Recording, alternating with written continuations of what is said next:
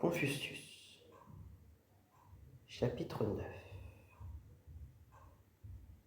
4. Le maître rejetait absolument 4 choses: les idées en l'air, les dogmes, l'obstination, le moi. 5. Le maître se trouvait en danger à Kwang. Il dit: le roi Wen est mort. Maintenant, n'est-ce pas moi qui ai investi du dépôt de la civilisation? Si le ciel avait juré sa perte, pourquoi l'aurait-il confié à un mortel comme moi? Et si le ciel a décidé de préserver ce dépôt, qu'ai-je à craindre des gens de Kwang?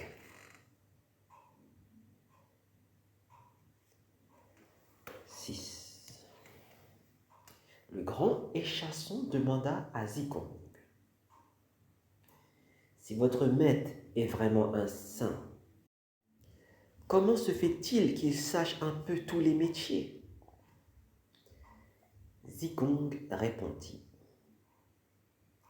c'est par la grâce du ciel qu'il est un saint, mais il a aussi divers talents. Apprenant cela, le maître dit: le grand échanson me connaît bien. J'ai eu une enfance pauvre, ce qui m'a obligé d'apprendre divers métiers. Et pourtant, un honnête homme doit-il être bon à tout faire? Certainement pas. 7. Lao dit: le maître a dit que son échec dans la vie publique l'avait obligé à cultiver ses divers talents. 8.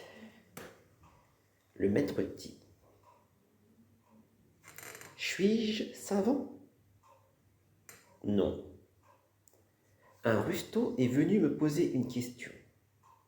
Je ne trouvais vraiment rien à répondre. Mais j'ai quand même examiné son affaire sous tous les angles pour tâcher d'en tirer quelque chose. 9. Le maître dit: le phénix n'est pas apparu. Le fleuve jaune n'a pas livré de message. Pour moi, tout est donc fini. 10. Quand le maître rencontrait des gens en deuil ou en vêtements de cérémonie, ou quand il rencontrait un aveugle, même plus jeune que lui, il se levait et s'effaçait respectueusement. 11. Yan Yu dit en soupirant: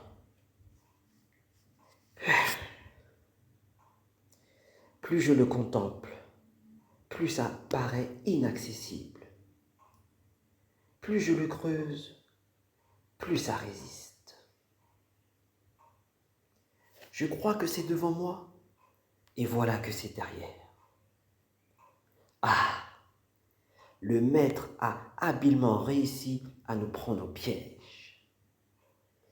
Il m'a ouvert l'esprit avec les lettres.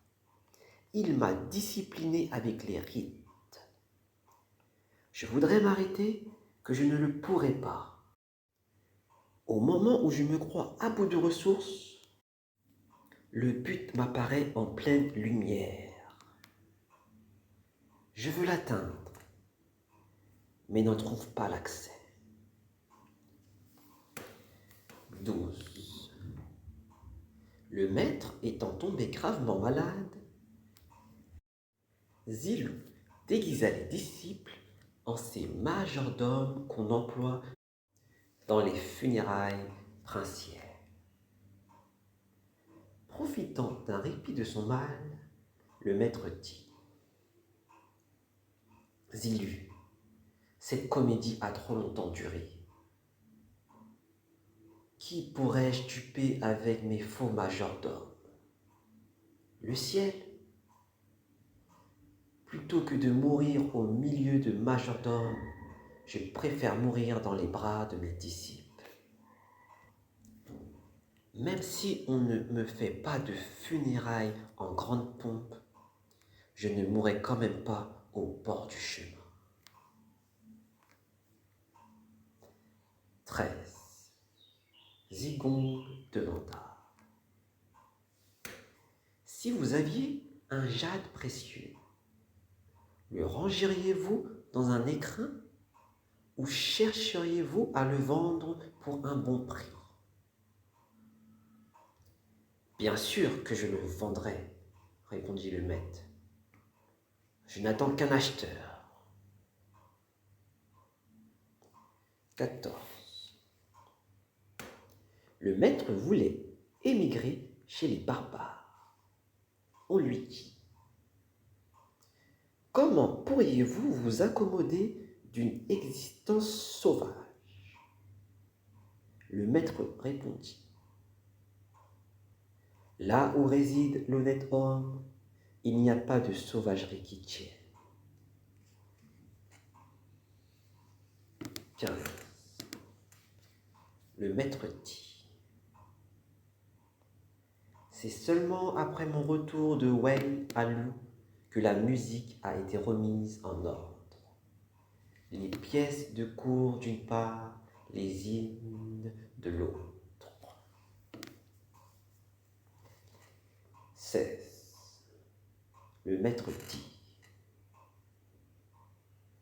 Je n'ai jamais eu grande peine à servir mon prince dans la vie publique, ni à servir mon père et mes aînés à la maison, ni à enterrer pieusement les morts, ni à demeurer sobre.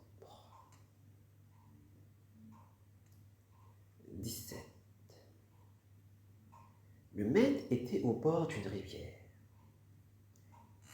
Il dit: Oh, allez ainsi de l'avant, sans trêve, jour et nuit. Le maître était au bord d'une rivière. Il dit: Oh, allez ainsi de l'avant, sans trêve, jour et nuit. 18. Le maître dit: Je n'ai jamais vu quelqu'un qui aimait la vertu autant que le sexe. 19. Le maître dit: C'est comme l'érection d'un monticule. Si je m'arrête à l'avant-dernier panier, il reste pour toujours inachevé. C'est comme le comblement d'un fossé. Même si je n'y ai encore vidé qu'un seul panier, il suffit de poursuivre pour progresser. 20. Le maître dit: Il n'y avait que Yang Yu pour écouter attentivement ce qu'on lui disait. 21. Le maître dit au sujet de Yang Yu: Hélas, je l'ai vu progresser, mais je ne l'ai pas vu aboutir. 22. Le maître dit: Il y a des pousses qui ne portent pas de fleurs. Il y a des fleurs qui ne portent pas de fruits. 23. Le maître dit: Ne prenez pas vos cadets à la légère. Qui vous dit en effet qu'un jour, ils ne vous égaleront pas? Mais si vers 40 ans ou 50 ans, ils n'ont toujours pas fait parler d'eux, il n'y a plus lieu de les prendre au sérieux.